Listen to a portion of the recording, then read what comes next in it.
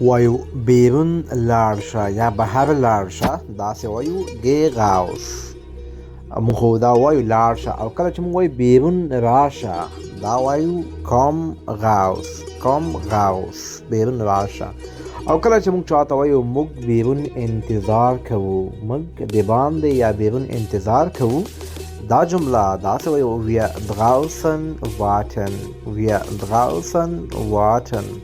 او دوستانو که موږ وایو زه انتظار وم، یعنی دا کار شوی د ما انتظار کړی یا زه انتظار وم، پرفیکټ زمانه ده. تاسو خپله په کمنټ کې ولیکئ چې ستاسو هم یاد شي. غلط وي ډېر زه په کمنټ کې صحیح لیکم.